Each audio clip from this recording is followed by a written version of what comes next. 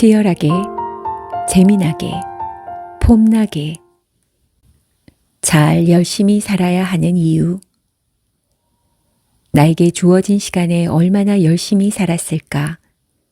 어떻게 살아야 만족할 수 있을까? 우리는 어떻게 살아야 할까? 학생들에게 질문을 하면 이렇게 대답한다. 잘이요. 열심히요. 잘, 열심히 살아야 하는 이유가 무엇일까 고민하게 된다.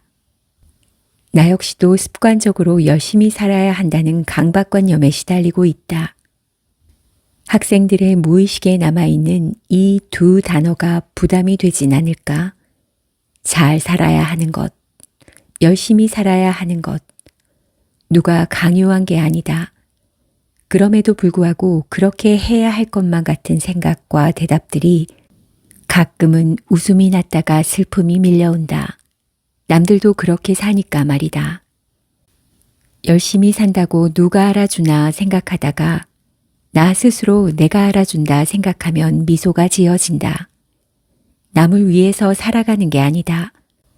억척같이 인생을 살아내야 하는 이유도 결국 나에게 있는데 가끔은 타인에게 기대고 싶고 원망하고 싶은 마음이 생긴다. 결국 모든 질문과 답은 나 스스로가 가지고 있다. 이 시간 누군가 방황하고 고민한다면 내 마음의 문을 두드려 보자. 타인의 글 안에서 당신이 잘, 열심히 살아야 하는 이유를 찾아보자. 내가 살아가는 삶의 가치 3가지. 1. 인간다움, 삶의 태도. 세상엔 공짜가 없다. 하루하루 살아가다 보면 삶이 왜 이렇게 힘들게 느껴지는지, 무엇 때문에 이렇게까지 하고 사나 싶은 생각이 들 때가 있다. 그때마다 삶의 기준 3가지를 떠올려 본다. 그러면서 답을 찾아간다. 삶에서 어떤 가치관을 중요하게 여기느냐에 따라 각자가 꿈꾸는 삶에 더 가까이 갈 수 있다고 생각한다. 내가 생각하는 첫 번째 삶의 기준은 최소한의 인간다움이다. 여기서 인간다움이란 인간으로서 응당해야 할 일과 하지 말아야 할 일을 구분하는 능력이다. 며칠 전 목 디스크가 심해져 목, 어깨, 등, 손까지 아픈 나에게 엄마는 용한 병원이 있다고 주말 새벽부터 일어나 병원에 가자고 했다. 이른 아침 서둘러 병원에 도착한 시간은 오전 7시 30분이었다. 이른 시간인데도 불구하고 이미 병원 앞에는 3명이 대기하고 있었다. 마침 의자가 5개 있어서 엄마와 난 의자에 앉아 진료 시간이 되기만을 기다리고 있는데 할아버지가 저 뒤에 서 계셔서 내 자리를 양보하고 계속 기다렸다. 어느새 8시가 다 되었고 사람이 더 많아져 30-40명은 좋게 되어 보였다. 이 병원은 이미 소문이 자자해서 이렇게 일찍 대기하고 접수하지 않으면 진료받기가 힘들다고 했다. 8시 30분이 되자 간호사가 출근하자마자 병원 문을 열었다. 그런데 다리 아프실까봐 자리까지 양보해드렸던 할아버지가 갑자기 나를 밀치고 새치기를 하는 것이 아닌가. 이런 적반하장 같은 경우가 다 있나. 다른 사람도 아닌 나를 새치게 하고 모른 채 내 앞에 서 있는 걸 보니 어안이 벙벙했다. 이런 모습을 보고 다시금 생각하게 되었다. 어른 대접 받고 싶으면 어른처럼 행동해야 한다는 것을 말이다. 그래, 나도 나이가 들고 늙을 것이니 이쯤에서 그만하자는 생각으로 그 상황을 지나쳤지만 인간다움이란 것은 이런 것이 아닐까? 인간으로서 최소한의 도리를 다하는 것. 손님 대접 받고 싶으면 손님으로서의 예의를 갖추고 선생님 대접 받고 싶으면 가르치는 사람으로서 배우는 것을 게을리하지 않고 어린이집 교사는 당연히 아이들을 사랑으로 보육하는 기본적인 인간다움 말이다. 하지만 이런 기본적인 것들이 이제는 기본이 아닌 세상이 된 것 같아 마음이 아프고 쓰리다. 두 번째 기준은 삶에 대한 태도이다. 누군가 이런 말을 했다. 태도가 능력이라고? 나도 태도가 곧 능력이라고 믿는다. 태도가 좋은 사람은 결국엔 해내는 사람이라는 것을 믿는다. 태도에는 여러 가지 함축적인 의미가 있다. 좋은 태도를 유지하려면 먼저 성실해야 하고 모든 면에서 진심이어야 한다. 살면서 조금 불편한 상황이 있어도 좋은 태도를 가지고 있으면 자기 감정을 컨트롤할 수 있다. 사소한 일상의 태도 한 가지만 봐도 그 사람의 됨됨이를 미루어 짐작할 수 있다.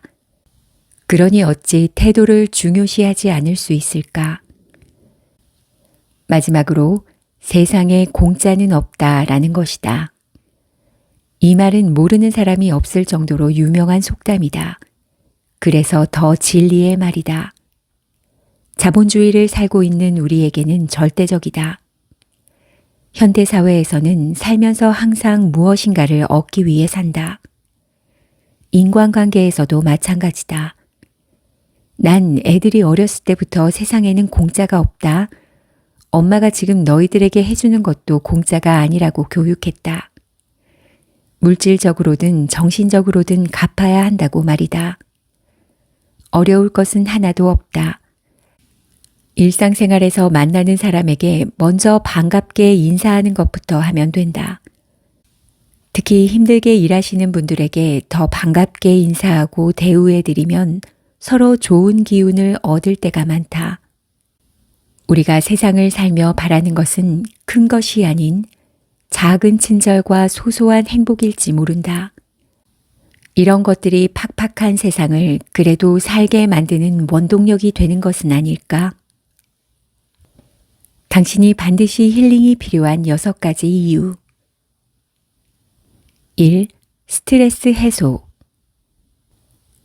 힐링의 정의를 보니 힐링은 일상적인 스트레스와 마음의 피로로부터 벗어나 새로운 에너지를 얻고 내면의 평화와 안정을 찾는 과정을 의미한다. 이를 통해 우리는 스트레스와 긴장감을 완화시킬 수 있다. 흔히 우리가 아는 힐링은 맛있는 음식과 좋은 사람들과 함께 5성급의 호텔 여행을 즐기는 여유로움이 떠오르는데 힐링의 사전적 의미가 몸과 마음, 영혼의 과정으로서 균형을 회복하고 자아의 회복력을 증진시키는 것이라니 다시 한번 생각해 볼 필요가 있을 듯하다. 스트레스로 인한 몸과 마음 휴식처의 도구인 힐링이 자아 회복력까지 증진시킬 수 있다면 진정한 힐링이라면 어떤 스트레스도 이겨낼 수 있는 에너지가 되지 않을까 한다. 2. 호르몬 분비 조절. 사람은 누구나 스트레스가 있기 마련이다. 개인이 받아들이는 스트레스 강도에 따라서도 몸에서 일으키는 반응도 다양하다. 흔히들 스트레스 쌓인다 라는 표현들을 하곤 한다. 스트레스는 힘든 상황에 직면할 때 몸에서 일어나는 반응으로 스트레스로 인해 교감신경이 흥분되고 아드레날린이 분비되면서 혈압이 상승할 수 있다. 또한 스트레스에 의해 호흡이 가빠지고 심박수가 증가할 수 있으며 혈액의 산소와 영양소 공급이 증가하게 된다. 스트레스 호르몬인 코르티솔은 콩팥의 부신피질에서 분비되는 호르몬 중 복부 비만을 유발한다는 사실이 화제가 된 적도 있다. 나 역시도 외부적인 환경이나 상황에 의해 스트레스를 받을 때면 단 음식을 먹거나 평소에 과식하는 습관이 있다. 이 원인이 스트레스 호르몬 코르티솔 때문이라면 스트레스 쌓인다 라는 표현을 쉽게 하지는 않을 듯하다. 피할 수 없으면 즐겨라 란 말이 있듯이 해야 할 일을 즐길 수 있도록 스스로를 토닥여 보자. 이미 다 알고 있는 방법이겠지만 아는 것과 내 의식이 행하도록 하는 것은 분명 차이가 있다. 3. 심리적 안정과 평화. 사람마다 다양한 삶이 있듯이 생활 속에서도 서로 다른 스트레스와 마음의 상처를 경험하게 된다. 마음의 상처 치유를 위해 전문가나 다른 사람과의 대화를 통해 심리적 안정감을 얻게 될 수 있지만 어떤 감정이 자신에게 영향을 주는지 자기 자신을 돌보는 것이 매우 중요하다. 명상 또한 심리적인 안정감을 주는 효과적인 치료 방법 중 하나이다. 명상이나 타인과의 대화를 통한 완만한 유대관계 형성이 심적인 안정과 평화를 이루게 된다. 내면의 안정과 평화를 얻고자 한다면 스스로 마음 돌보기 훈련이 우선되어야 한다. 4. 자연과의 유대. 힐링하기 위한 방법 중 하나는 자연을 즐기는 것이다. 그것이 신체적, 정신적 건강에 도움이 된다는 것은 많은 사람들이 경험적으로 이미 알고 있는 사실이다. 과학자들은 자연이 주는 힐링 효과가 어떠한 요인과 기전으로 인한 것인지에 대해 연구하고 있다. 자연이 주는 선물은 이루 말할 수 없을 만큼 방대하다. 그대로의 자연을 즐기는 것 자체만으로도 신체적, 정신적 건강에 도움을 준다.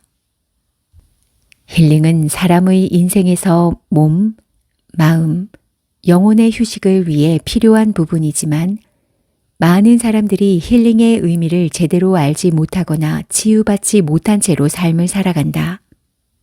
내 삶에서 힐링이 주는 의미와 중요성에 대해 한 번 더 생각해 보길 바란다.